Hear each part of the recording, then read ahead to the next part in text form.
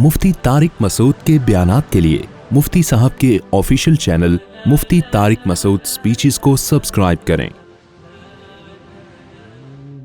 अल्लाह ताला ने, आप बताएं, मैं कह रहा था बातिल जो है ना, बातिल जब भी कोई एतराज किया करे तो बजाय उसका जवाब देने के, अपना टाइम वेस्ट करने के, उल्टा उससे सवाल कर लिया करें। इसकी मैं मिसालें देता रहता हूँ और जो बयान मैं कर रहा हूँ उसमें भी इसकी एक मिसाल दूंगा कि अक्सर लोग आते हैं ना, ऊट पटांग किस्म के सवाल पूछ रहे होते हैं, आप उनका जवाब देते रहो, फिर वो एक सवाल करेंगे, फिर जवाब दोगे। देखो, एक उसूल हमेशा याद रखो, दुनिया में हर सवाल का जवाब किसी के पास नहीं होता, हर एतराज का जवाब भी किसी के पास नहीं होता। अगर आप एतराज़ात करना शुरू करो तो 2 और 2 4 की तरह जो साबित शुदा चीजें हैं ना, उन पे भी एतराज़ात खड़े हो जाएंगे। मिसाल के तौर पर आप तारुफ करवा रहे हैं, मेरे वालिद साहब हैं, ये मेरी वालदा है। अगला इसी पे बहस करने आ जाए ना तो आपके पास जवाब नहीं। वो कहेगा इसकी क्या दलील है, ये आपकी वालदा है और ये आपके अब्बा हैं। आप कहोगे कि क्या दलील है भाई, सारी दुनिया को पता है मेरे अब्बा हैं और ये मेरी अम्मा है। अच्छा, इसका मतलब सारी दुनिया झूठ बोले तो मान लोगे? समझ रहे हो? सारी दुनिया झूठ बोले तो मान लोगे। फिर आप दलील दे रहे हो, नहीं भाई सारी दुनिया झूठ क्यों बोलेगी, उसमें क्या मफाद है। बल्कि वो एतराज करेगा, सारी दुनिया से सुना है तुमने तो महल्ले वालों से सुना है, अपने रिश्तेदारों से सुना है, ये तुम्हारे अब्बा, ये तुम्हारी अम्मी। आप जो भी जवाब देंगे आगे वाला एक नया सवाल खड़ा कर देगा। तो इसका तरीका ये है ही नहीं। आप बोलो इसकी क्या दलील है, ये तेरा बाप है, ये तेरी माँ है, तू उसकी दलील ले आ तो मैं इसकी भी दलील ले आऊंगा। और जितने इतराजात वो आपके अब्बा के अब्बा होने पे कर रहा है ना, वो सारे उसके अब्बा के अब्बा होने पे कर दो। हो सकता है वो पहले से तैयारी करके बैठा हो, डीएनए रिपोर्ट लाया हो। कुछ ऐसे भी होते हैं शरारती, उनको पता है कि ये उल्टा मुझसे पूछेगा, तो आपने बिल्कुल शर्मिंदा नहीं होना।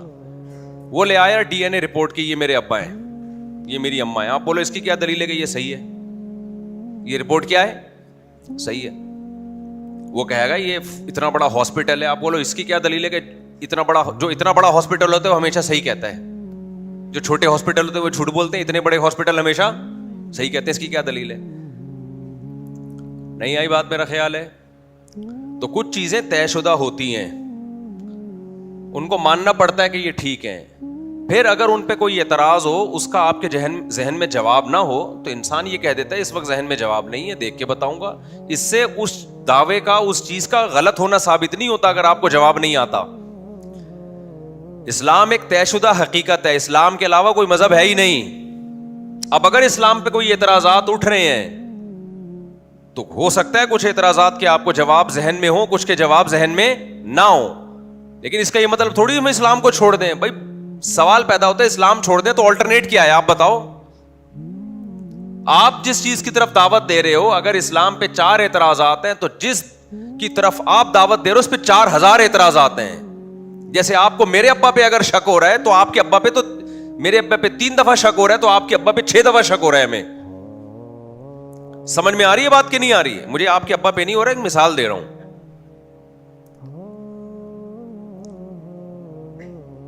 तो तयशुदा चीजें जो होती है ना, तयशुदा चीजें, उसमें ये नहीं होता कि इश्कालात उसको।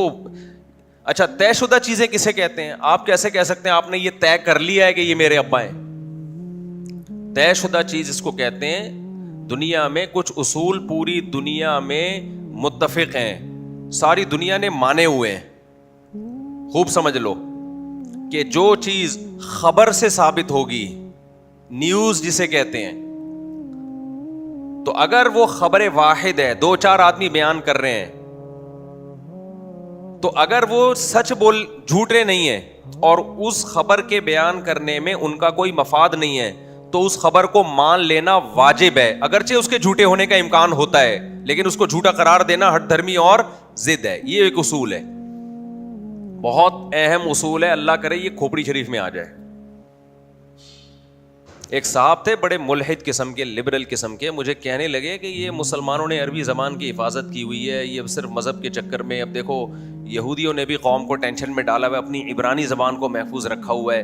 यानी मजहबी लोग ना इतनी, अब जो ज़बान दुनिया में राइज है नहीं, अरबी तो खैर 20 मुल्कों की ज़बान है, इब्रानी बहुत कम है, تو یہودیوں نے خام خام اپنے بچوں کو پریشان کیا، وہ عبرانی سکھاتے ہیں، یعنی وہ مذہب کو وہ کر رہے تھے کہ یہ یہودی عیسائی اسلام سب ایسے ہی ہے معاذ اللہ۔ میں نے ان سے کہا، میں نے کہا بھائی دنیا میں 3 ہی قومیں ہیں بڑی، یہودی، عیسائی اور اسلام، اور ان کی ٹوٹل آبادی ملا کے دیکھی جائے نا تو آدھی دنیا سے، آدھی آبادی سے زیادہ یہی ہیں، اور یہ تینوں اس بات کو مان رہے ہیں کہ پیغمبر دنیا میں آئے تھے، ابراہیم بھی آئے، یعقوب بھی آئے، اسحاق بھی آئے، موسیٰ بھی آئے، اور مذہب سے جنونی حد تک محبت کرتے ہیں یہ لوگ۔ بائبل اب تک ہے، بے شک تحریف شدہ ہو، لیکن نام بہرحال باقی ہے، اور ساری تحریف شدہ بھی نہیں ہے۔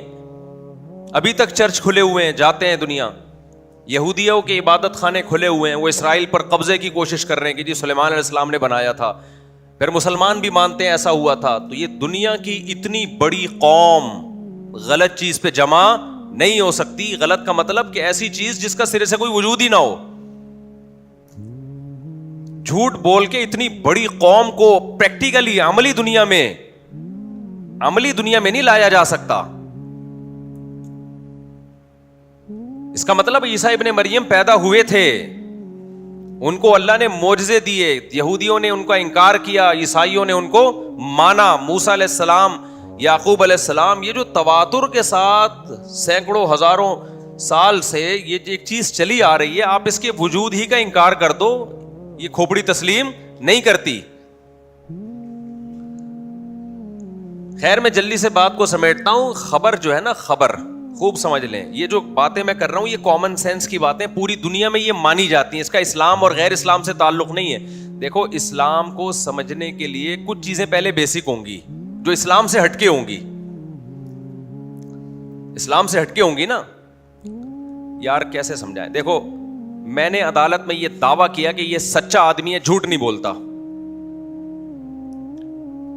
عدالت کہتی ہے دلیل لے کر آؤ، اس کے گواہ لے کر آؤ جو یہ بتائیں، میں اسی کو گواہ بنا کے پیش کر دوں کہ یہ کہہ رہا ہے میں جھوٹ نہیں بولتا، یہ گواہی معتبر ہوگی؟ ہم نے جب یہ ثابت کرنا ہے کہ اسلام سچا مذہب ہے تو اسلام ہی کو پیش کر سکتے ہیں کیا ہم؟ کیا ہو گیا بھائی؟ تو اسلام کے علاوہ کیوں پیش کرنا پڑے گا نا؟ تو اسلام کے علاوہ کیا ہے؟ وہ کامن اصول ہیں پوری دنیا کے، تو پوری دنیا میں ایک کامن اصول ہے، یہ میں اور آسان کر کے سمجھاتا ہوں میں کہنا کیا چاہ رہا ہوں۔ میرا ایک دفعہ مناظرہ ہو رہا تھا جماعت المسلمین والوں سے، وہ یہ کہہ رہے تھے یہ امت اور امت کچھ بھی نہیں ہوتی نا، بس قرآن حدیث قرآن حدیث۔ میں نے کہا اگر آپ امت کو سائڈ پہ رکھ دیتے ہو کہ امت گمراہی پہ جمع ہو سکتی ہے تو آپ کے پاس اس قرآن کے قرآن ہونے کی کیا دلیل ہے؟ جب بھی کوئی نیا فرقہ آتا ہے نا یہ شو کرتا ہے کہ یہ ٹھیک ہے، باقی سارے اب تک پکوڑے بیچ رہے تھے، ان کو کچھ بھی پتا نہیں ہے۔ جتنے بھی یہ نئے نئے اسکالرز جو آ رہے ہیں نا، ان میں سے کسی سے بھی آپ پوچھیں 10 ایسے علماء کے نام بتاؤ جو برحق ہیں آج کے دور میں، وہ 10 کے نام بھی نہیں گنوا سکتے، وہ کہتے ہیں سارے غلط ہیں، حالانکہ امت گمراہی پہ جمع نہیں ہو سکتی۔ تو میں نے ان سے کہا کہ جماعت المسلمین والوں سے کہ آپ نے 1975 میں جماعت المسلمین کی بنیاد رکھی ہے، اس سے پہلے تو اس ٹائپ کی کوئی جماعت تھی نہیں، تو سارے غلط تھے اس کا مطلب، اور امت گمراہی پہ جمع نہیں ہو سکتی۔ کہہ رہے ہم قرآن کو مانتے ہیں۔ میں نے کہا قرآن کو ماننے کے لیے ضروری ہے پہلے امت کو مانو آپ، ورنہ یہ اس کی کیا دلیل ہے کہ یہ وہی قرآن ہے جو ہمارے نبی پہ نازل ہوا تھا؟ ہو سکتا ہے امت نے گمراہی پہ جمع ہو، قرآن ہی چینج کر دیا ہو۔ کیا ہو گیا میرے بھائی؟ بھائی ہو سکتا ہے یہ وہ والا نہ ہو، ایم علاقے کوئی دور میں ہوا ہو، بادشاہ سلامت نے آرڈر جاری کیا، سارے مولوی بک گئے، جیسے یہ لوگ کہتے ہیں سارے بکے ہوئے مولوی ہیں، تو آج تھوڑی ہو سکتا ہے پہلے ہی بک گئے ہوں۔ ارے یہ جو نئے نئے اسکالرز آ رہے ہیں یہ زبان سے نہیں کہتے، لیکن عمل سے تو اور ان کی تقریروں سے یہی پتہ چلتا ہے کہ یہ ٹھیک ہیں اور سارے کیا ہیں؟ غلط ہے نا، تو سارے بکے ہوئے ہیں اور سب 2 نمبر اور یہ سب وغیرہ وغیرہ۔ تو میں نے کہا کہ یہ جو قرآن آپ کو جن لوگوں نے دیا ہے یہ امت، اس کی کیا دلیل ہے کہ وہی قرآن؟ انہوں نے کہا یہ تو دلیل یہ ہے کہ لا ریب فیہ، قرآن کہہ رہے اس کتاب میں کوئی شک نہیں ہے۔ میں نے کہا اس کا مطلب ہم بھی کوئی کتاب لکھتے ہیں اس کے اندر لا ریب فیہ لکھ دیتے ہیں کہ اس میں کوئی شک نہیں ہے، تو کیا وہ بھی شک سے بالاتر ہو جائے گی؟ پہلے اس آیت کا تو اللہ کا کلام ہونا ثابت کرو نا میرے بھائی۔ ابے کیا ہو گیا آپ لوگ کو بھائی؟ پہلے یہ ثابت کرو کہ یہ آیت بھی اللہ نے کہی ہے اور لا ریب فیہ اسی یہی والے قرآن کے بارے میں کہی ہے جو میرے ہاتھ میں ہے. یہ کہاں سے ثابت ہوگا؟ ہو سکتا ہے اللہ نے کہی ہو لیکن کسی اور کے بارے میں کہی ہو, آپ نے اٹھا کے ادھر لگا دی. پھر وہ کہنے لگے انا نحن نزلنا الذکر وانا لہ لحافظون. قرآن کہتا ہے ہم نے نازل کیا, ہم اس کی حفاظت کریں گے. میں نے کہا ٹھیک ہے, کسی انگلش کتاب میں آپ لکھ دو ہم نے نازل کیا, ہم حفاظت کریں گے, تو کیا وہ غیر محفوظ کتاب ہو گئی؟ ابے پہلے یہ تو ثابت کرو یہ آیت کس نے نازل کی ہے؟ اللہ نے, کہ ہم حفاظت کریں گے اس کی. تو باطل کا جواب دینے کے بجائے کیا کرو, اس سے سوالات پوچھنا شروع کر دو. تو پھنس گئے بیچاروں کے پاس کچھ بھی نہیں ہے. ایسی 1575 میں جماعت بنائی ہے, اس کا نام جماعت المسلمین رکھ دیا, اور وہ حدیثیں جو آتا ہے نا جماعت المسلمین جنت میں جائے گی, تو کیا ہمارے بارے میں ہے وہ. او بھائی حدیث میں یہ نہیں ہے جس فرقے کا نام جماعت المسلمین ہوگا. حدیث میں آتا ہے عید کے دن عورتیں بھی آئیں عیدگاہ میں, مرد بھی آئیں, اور جماعت المسلمین کی نماز اور دعوت المسلمین میں شریک ہوں, یعنی مسلمانوں کی دعوت دعا میں اور مسلمانوں کی نماز میں. آپ نے کیا کیا, عید کی نماز قائم کی اور آپ نے کہا صرف جماعت المسلمین کو آنے کی اجازت ہے اور دعوت المسلمین ایک تنظیم ہے اس میں شرکت کی اجازت ہے بس. تو کوئی عقل کی بات ہوگی؟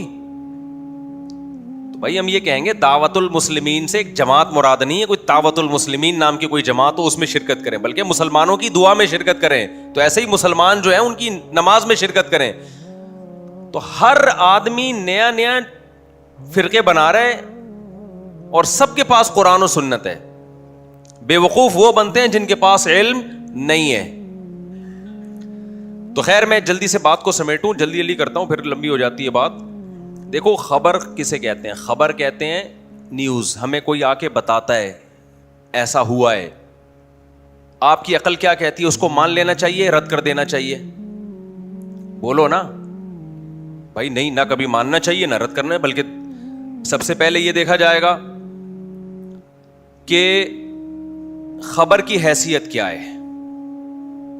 اس خبر سے خبر دینے والے کو کوئی فائدہ پہنچ رہا ہے تو پھر کڑی شرائط ہوں گی خبر ماننے کی. اگر فائدہ نہیں پہنچ رہا تو آدمی مان لیتا ہے. مثال کے طور پر آپ بائک پہ جا رہے ہیں, آگے گلی بند ہے, آپ کو نظر نہیں آئی, ایک بندہ آ رہا ہے اگلی بائک پہ, وہ کہتا ہے بھائی ادھر سے ٹرن مار لو, آگے گلی بند ہے. آپ ٹرن مار لو گے فوراً؟ آپ بیوقوف تھوڑی ہوگے میں وہاں جا کے دیکھوں, پہلے اس کا تجزیہ کروں کہ یہ بندہ جھوٹ بولتا ہے کہ سچ بولتا ہے, اس کے میں جو ہے نا جرح و تعدیل کے امام بٹھاؤں, یہاں پہ بڑے بڑے ائمہ بٹھاؤں اور پھر فیصلہ کروں. اتنی دیر میں تو بھائی تو ویسے ہی دیکھ کے آ جاتا دیوار کو. ہوتا ہے نا, آگے روڈ بند ہے, سائن بورڈ لگا ہوا ہوتا ہے کہ خبردار آگے گہری کھائی ہے, اسپیڈ ذرا کم کر لیں اپنی آپ. تو اب یہ تھوڑی کہ آپ دیکھیں گے یہ سائن بورڈ پہ گورنمنٹ کا جو ٹھپا لگا ہوا ہے, یہ واقعی گورنمنٹ ہی کا ٹھپا لگا ہوا ہے اس پہ, اور واقعی ایسا کام ہو بھی رہا ہے. تو ظاہر ہے آپ ان چیزوں میں نہیں پڑتے, آپ اس خبر کو مان لیتے ہو, کیونکہ یہاں خبر دینے والے کا ذاتی کوئی مفاد نہیں ہے, کوئی فائدہ تھوڑی ہے اس کا. وہ کیوں آپ کو بولے گا آگے گلی بند ہے؟ اس کو کیا پیٹرول خرچ کروانا ہے آپ کی بائک میں؟ تو ایسی خبروں کو ہم آنکھ بند کر کے مان لیتے ہیں, حالانکہ اس میں جھوٹا ہونے کا 1% امکان ہوتا ہے, لیکن اس امکان کو ویلیو نہیں دی جاتی. اگر کوئی ویلیو دے رہا ہے تو ضدی ہٹ درم ہے, وہ پاگل ہے وہ. ایسے ہی یاد رکھو ہم تک نبی صلی اللہ علیہ وسلم کی جو باتیں پہنچی ہیں, بلکہ اس سے آگے کی ایک بات میں, دوسری خبریں وہ ہوتی ہیں کہ خبر دینے والے کے اپنا ذاتی مفاد کا بھی خطرہ ہوتا ہے کہ یار یہ بول تو رہا ہے لیکن اس خبر میں اس کا فائدہ ہے.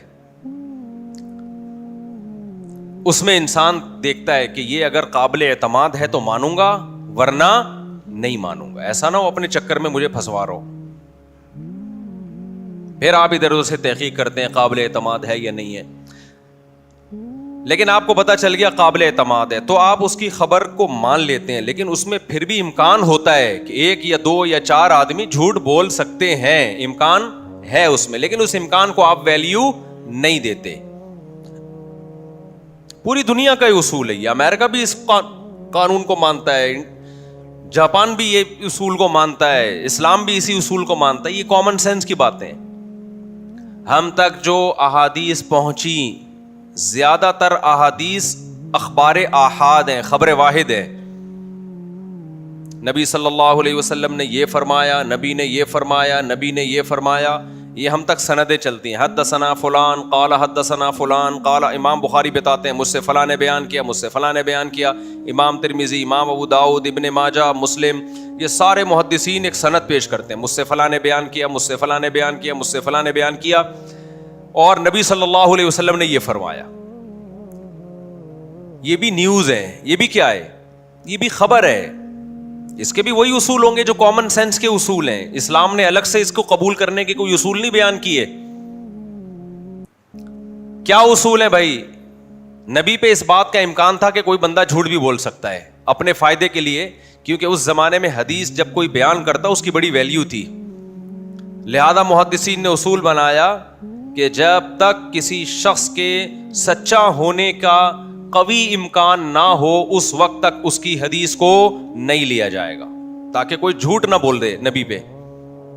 لہذا ہم جب دیکھتے ہیں حدثنی فلان حدثنی فلان, ان تمام فلان کا اسماء الرجال میں تجزیہ کرتے ہیں, تو ان کے اس دور کے لوگوں کے تبصرے پڑھتے ہیں, فلاں نے اس کے بارے میں کیا کہا, فلاں نے کیا کہا, فلاں نے کیا کہا.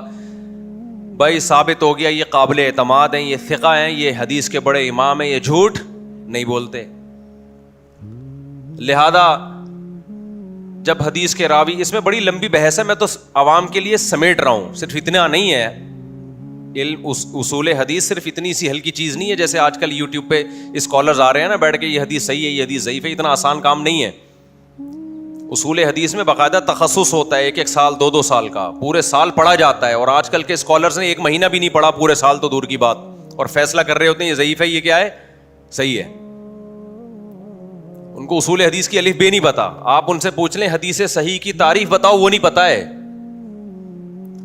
اردو کتابیں دیکھی ہوئی ہیں اور مجتہد بنے ہوئے ہیں, اور کہہ رہے ہیں یہ ابو حنیفہ شافعی ان کو فالو کرنے کی ضرورت نہیں ہے, اب اسلام آ گیا, اب اوریجنل اسلام.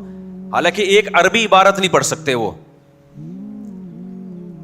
عربی سیکھنے میں ہی 2 سال لگتے ہیں. مجھے عربی گرامر پڑھنے میں 2 سال لگے ہیں, اور ٹوٹل عربی گرامر ہی پڑھی ہے ہم نے اس دوران. اور کتنی پڑھی ہے یہ میں اس لیے کہہ رہا ہوں کہ جو آج کل لوگ مولوی کہتے ہیں ان کو آتا واتا کچھ نہیں ہے. ہم جب مدرسے میں گئے تو صبح 7 بجے سے کلاسیں شروع ہوتی تھیں عربی گرامر کی, اور عصر سے مغرب چھٹی, دوپہر 1.5-2 گھنٹے کا قیلولہ, اور اس میں کھانے کا ٹائم نکال لیں, اور رات 11 بجے چھٹی. سارا دن پڑھتے ہی رہتے تھے. 2 سال صرف کیا پڑھی ہے, عربی گرامر. عربی زبان, عربی گرامر دنیا کی مشکل ترین گرامر میں سے ایک گرامر ہے. اور پھر صرف گرامر پڑھنے سے نہیں آ جاتی زبان, صرف گرامر پڑھنے سے نہیں آ جاتی. اس کے بعد پھر سارا سلیبس عربی میں ہے. وہ پھر آپ وہ کتابیں جب عربی میں پڑھتے ہو, ہم نے دور حدیث تک مجھے نہیں یاد پڑتا کبھی کوئی اردو کتاب ہم نے دیکھی ہو. سارا سلیبس عربی میں ہے, کیونکہ قرآن و سنت عربی میں ہے, فقہ عربی میں ہے, اسلامی قانون عربی میں ہے. صدیوں پہلے جو علماء گزرے ہیں یا جتنی احادیث ہیں وہ اردو میں تھوڑی ہیں, نہ انگلش میں, وہ تو عربی میں ہے. تو جس عالم کو عربی عبارت پڑھنی نہیں آتی وہ مجتہد بن کے لوگوں کو گائیڈ کر رہے ہوتے ہیں, وہ لوگوں کو حلال و حرام کے مسائل بتا رہے ہوتے ہیں. تو یہ قیامت کی علامت ہے یا نہیں ہے؟ بخاری مسلم کی حدیث ہے, نبی نے فرمایا کہ ان اللہ لا يقبض العلم انتزاعا من صدور العلماء ولكن يقبض العلماء.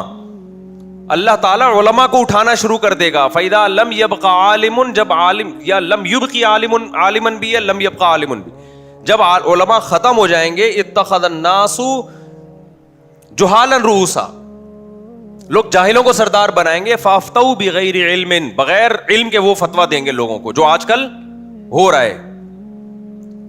آپ کہہ سکتے ہو تو دلیل سے بات کر رہا ہے. تو حدیث میں آتا ہے کہ لوگ ان کو فالو کریں گے, ان جاہلوں کو. کیوں کریں گے؟ اس لیے کہ لیبل لگایا ہوا ہوگا انہوں نے, لیبل اچھے لگے ہوئے ہوں گے, لیکن چونکہ عامی آدمی خود عالم نہیں ہوتا, اس لیے اس کے لیے غلطی پکڑنا بڑا مشکل ہوتا ہے کسی ایسے اسکالرز کی جو اس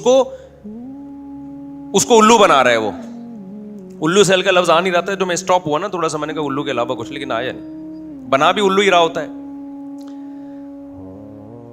تو عربی گرامر, اس کے بعد پھر ساری کتابیں عربی میں ہیں. تو تو 8-9 سال. ہاں یہ ضرور ہے کہ کتابوں کی عربی بولنے سے آپ نے بہت سے ڈاکٹر دیکھے ہوں گے نا, سارا سلیبس انگلش میں ہے نا میڈیکل سائنس کا.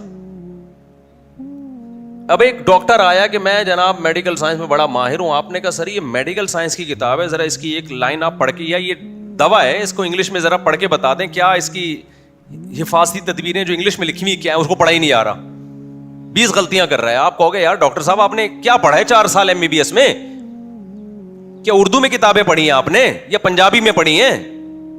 وہ کہے یار اصل میں ایکچولی میں نے انگلش سیکھی ہی نہیں ہے. ابے بھائی تمہارا, ہم نہیں کہہ رہے کہ تمہیں انگلش بولنی آنی چاہیے, اسپیکنگ پاور تو بالکل ایک الگ چیز ہے. بولنے کی طاقت پیدا ہونا وہ تو جب تک آپ پریکٹس نہیں کریں گے.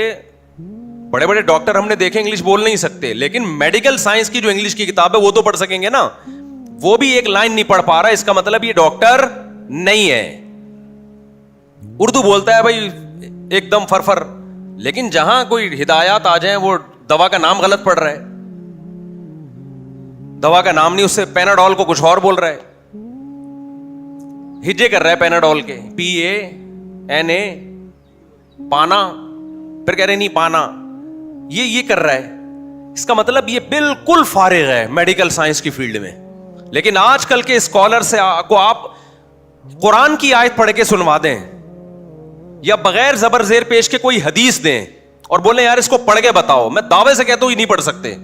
ان کو ہجے کرانی پڑتی ہے, با زبر با تا زبر تا, پھر جا کے حدیث پڑھتے ہیں. لیکن دعوے اتنے بڑے بڑے ایسے, تبھی کہتے ہیں جھوٹ جب بولنا ہو تو پھر طبیعت سے بولو تو مانا جائے گا, ورنہ پکڑے جاؤ گے آپ.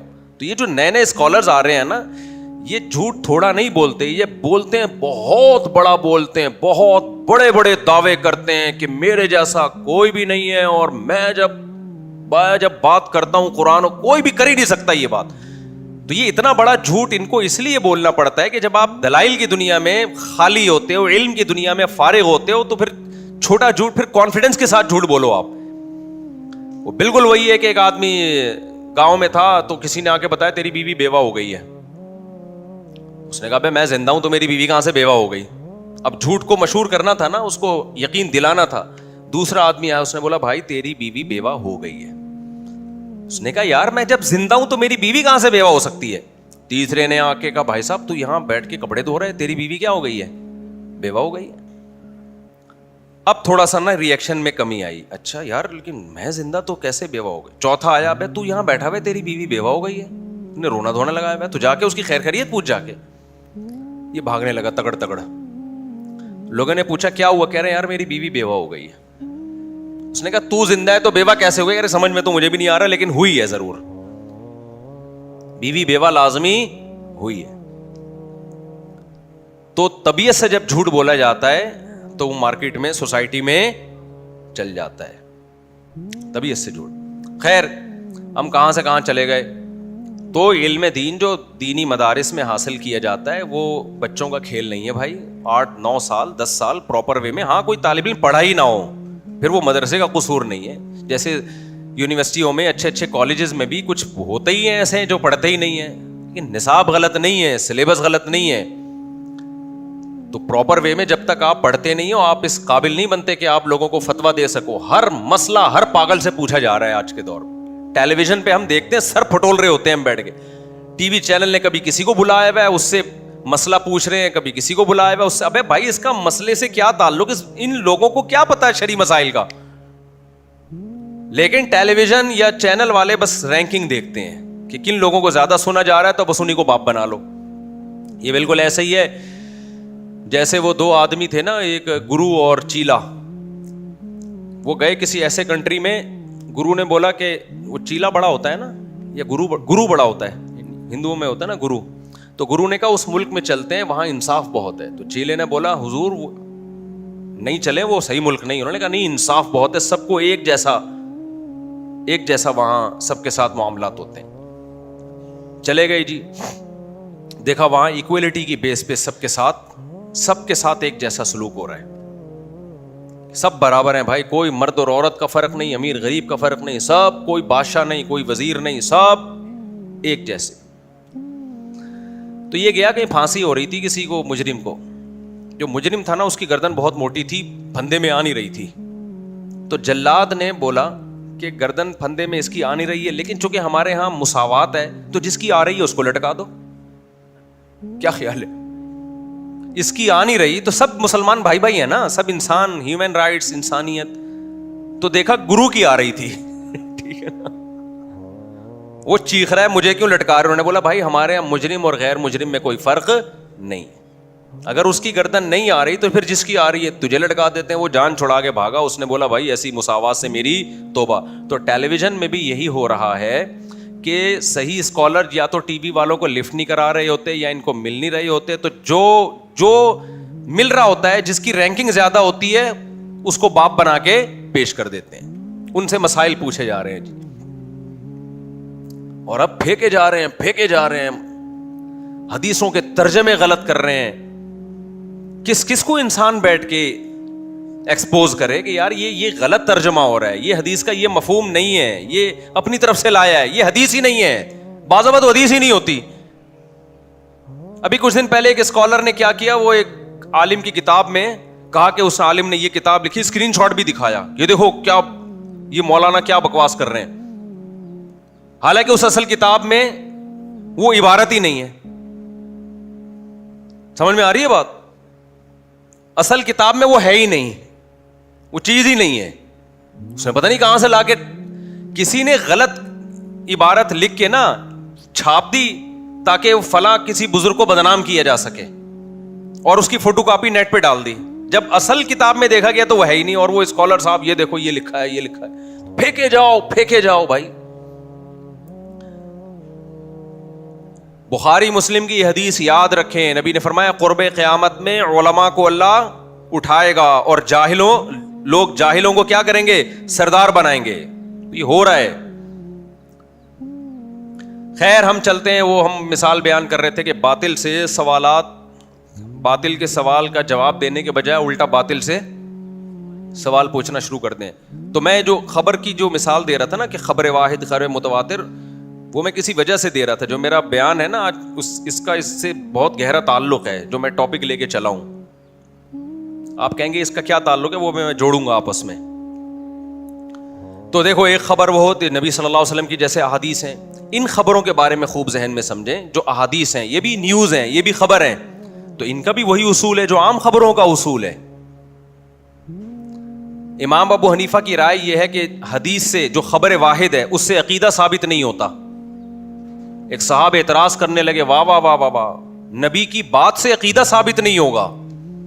میں نے کہا آپ کو امام ابو حنیفہ کی باتیں سمجھ میں نہیں آ رہی, نبی کی باتیں کہاں سے سمجھ میں آئیں گی آپ کو؟ سینس ہی نہیں ہے بھائی. جب ہم تک خبر واحد کے ذریعے کوئی حدیث پہنچتی ہے تو وہ خبر واحد نا. عقیدے کے لیے ضروری ہے جو بیسک عقائد ہیں, ہر عقیدے کی بات نہیں ہے, جو بیسک عقائد ہیں ان کے ضروری تواتر کے ساتھ ثابت ہو. کیونکہ عقیدہ کہتے ہیں ایسا جو بیسک اسلام کے عقیدے ہیں جس میں خطا کا امکان نہ ہو, اور خبر واحد میں غلطی کا امکان ہوتا ہے.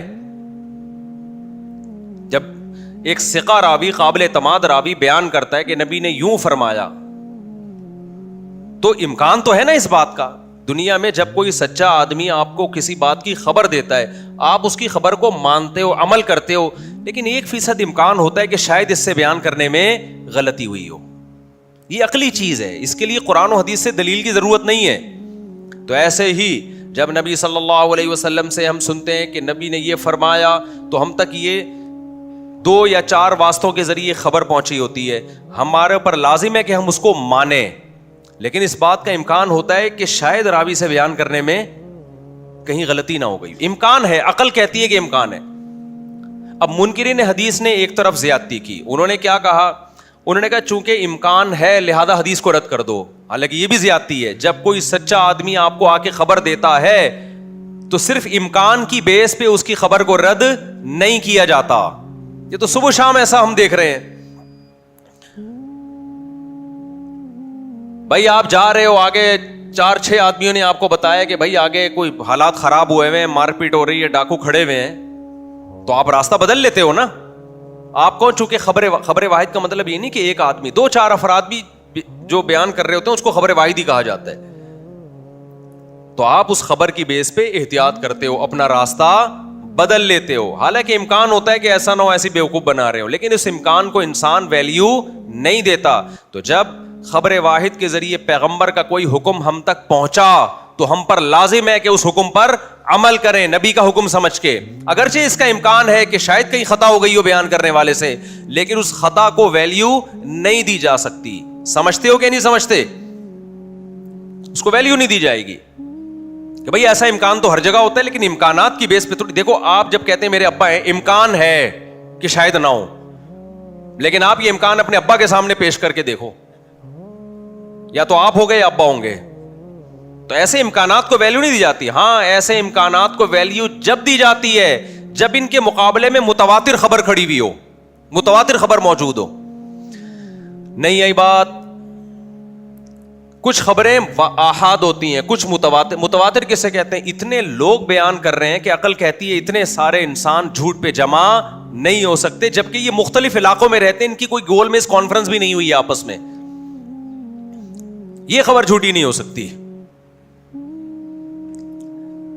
جیسے آپ کو کسی نے بتا دیا یہ آپ کے ابا ہیں, 2-4 لوگوں نے بتا دیا, آپ گاؤں میں کہیں پیدا ہوئے, آپ نے مان لیا, ماننا واجب ہے, حالانکہ امکان ہے کہ شاید نہ ہو. لیکن تواتر کے ساتھ جو ادھر سے آ رہا ہے وہ بھی کہہ رہے ابا یہ نہیں, وسیم نہیں, ابا غفار بھائی ہیں, دوسرا بھی کہہ رہا ہے وہ ہیں, تیسرا بھی کہہ رہا ہے وہ ہے, چوتھا بھی کہہ رہا ہے وہ ہے. جب تواتر سے ثابت ہو جائے گا تو پھر تواتر کے مقابلے میں خبر واحد کی ویلیو بولو نہیں. پھر آپ شک میں پڑو گے بھائی یہ اتنے سارے لوگ جھوٹ پہ جمع نہیں ہو سکتے, اور ان کا آپس میں کوئی گول میز کانفرنس کا بھی کوئی امکان نہیں ہے کہ انہوں نے جوڑ کر لیا ہو. قرآن جو ہم تک پہنچا ہے نا, صحابہ نبی صلی اللہ خلفائے راشدین کے دور میں پوری دنیا میں پھیل چکے تھے. مصر میں بھی, کوفہ میں بھی, بصرہ میں بھی, دمشق میں بھی, فرانس تک مسلمانوں کی فوجیں پہنچ چکی تھیں, یورپ آدھا فتح ہو چکا تھا. حجاج بن یوسف کے دور میں ایک طرف سندھ, ایک طرف افریقہ, ایک طرف فرانس,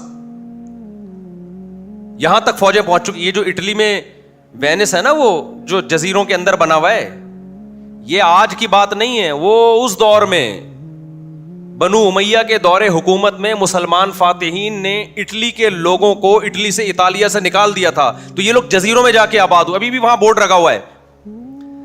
کیا شاندار ماضی تھا مسلمانوں کا, کہاں کہاں.